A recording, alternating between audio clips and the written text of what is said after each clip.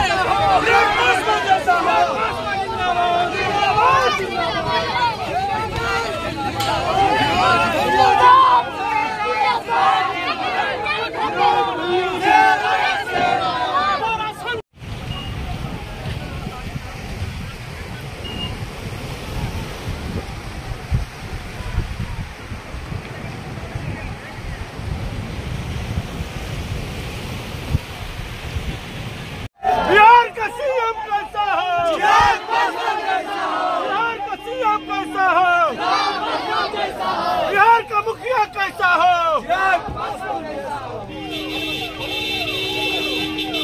बाबू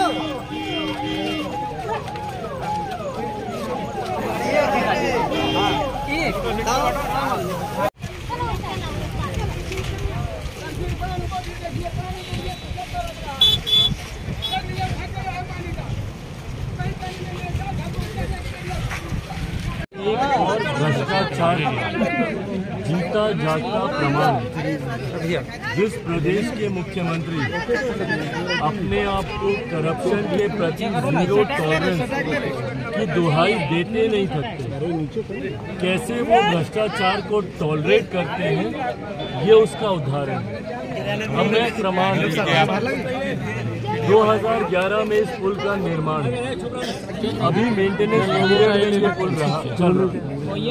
उस दौरान अगर इस पुल के साथ ऐसा हादसा होता है तो इससे दो चीजें सामने आती हैं। या तो इसके निर्माण के दौरान ही इस तरीके की घटिया सामान का इस्तेमाल किया गया जिसकी वजह से आज ये पुल इस हालत में, और या फिर जो लंबे समय से स्थानीय लोग भी जिस बात को लेकर आंदोलन करते रहे, हम लोगों ने भी उस आंदोलन में उनका साथ दिया।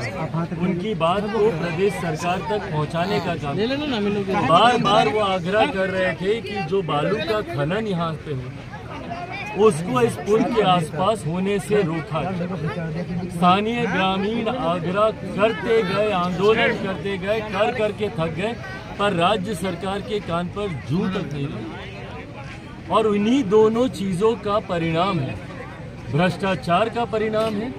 और जिस तरीके से अवैध बालू खनन को जो स्थानीय प्रशासन के संरक्षण में बिहार के हर जिले में पनप रहा है, उसका परिणाम है कि आज इस तरीके से क्षतिग्रस्त हुए। अगर उस खनन को होने से रोका जाता तो संभवतः फिर भी उस पिलर को कुछ बल मिलता। अगर शुरुआत में ही इतने मजबूत सामग्री का इस्तेमाल किया जाता तो मेंटेनेंस पीरियड रहने के बावजूद पुल इस तरीके से धराशायी नहीं होता।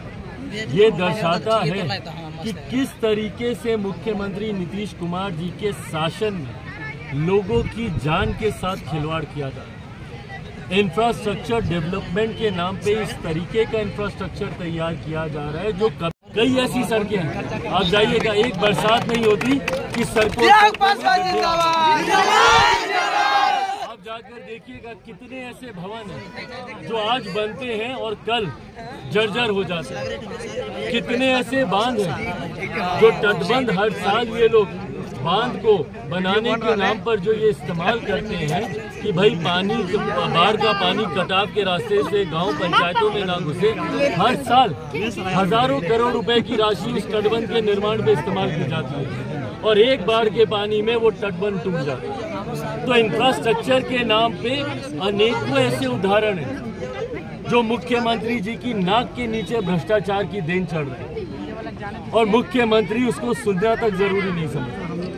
इसीलिए मुख्यमंत्री जी जब यहाँ पर आए थे अपने एक प्रिय मंत्री के साथ, उनका विरोध इसीलिए हुआ क्योंकि जनता को इस बात का आक्रोश है कि जब बार बार जनता आपको इस बात के बारे में कह रही है कि भैया आप अवैध बालू खनन को आप रुकवाइए, जब बार बार हम आपसे इस बात का हम आग्रह करते हैं कि कोई भी निर्माण कार्य हो रहा है तो उसकी गुणवत्ता पे ध्यान दिया जाए, तभी ना निर्माणाधीन पुल किस तरीके से धराशायी होते हैं। क्योंकि उसकी गुणवत्ता पे ध्यान नहीं दिया जाता।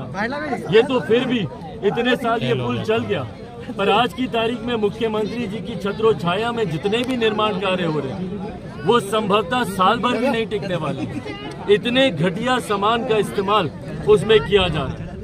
और किस तरीके से मुख्यमंत्री जी उस दिन वादा करके गए कि 1 महीने के भीतर हम इसको ठीक करा देंगे। ये 1 महीने में होने वाला काम है और 1 महीने में करवाइएगा तो फिर 6 महीने में ये धराशायी आपको मिलेगी। ये ऐसे कार्य हैं जिसको पूरा ध्यान और पूरा समय देके करवाना चाहिए। क्योंकि मुख्यमंत्री गुणवत्ता से इतना समझौता करते हैं और गुणवत्ता से समझौता क्यों? क्योंकि वहीं पे भ्रष्टाचार के दरवाजे खुलते हैं। अब जब तक सीमेंट में आप बालू मिट्टी नहीं मिलाइएगा तो कैसे पैसा बचेगा? जब तक आप घटिया सरिया इस्तेमाल नहीं कीजिएगा तो कैसे आपका पैसा बचेगा? और इन्हीं सब चीजों में मुख्यमंत्री भ्रष्टाचार को पनपते दे देते हैं। और इसीलिए जब वो बोलते हैं कि 1 महीने में क्या भैया आप इसको 10 दिन में आप खड़ा कर दीजिएगा। भाई जब भ्रष्टाचार के तरीके से ही खड़ा करना और चुनाव भर तक ही आपको खड़ा करके रखना है, उसके बाद लोग जिए या मरे आपको उससे फर्क नहीं पड़ता। तो ये तमाम उदाहरण दर्शाते हैं कि इन्हीं की वजह से आज बिहार का इंफ्रास्ट्रक्चर देश में नहीं दुनिया में, अभी कुछ दिन पहले हम ऑस्ट्रेलिया में थे, किस तरीके से बिहारी वहाँ पे शर्मिंदा होता है। क्यों? क्योंकि बिहार की खबरें जाती हैं कि पुल हवा में गिर गया, बांध चूहे कुतर गए, और बिहारी देश में नहीं दुनिया में शर्मिंदा होता है, अपमानित होता है मुख्यमंत्री नीतीश कुमार जी के कार्यों की वजह से। सवाल उठता है चिराग जी कि लोगों ने 50 दिन जिला प्रशासन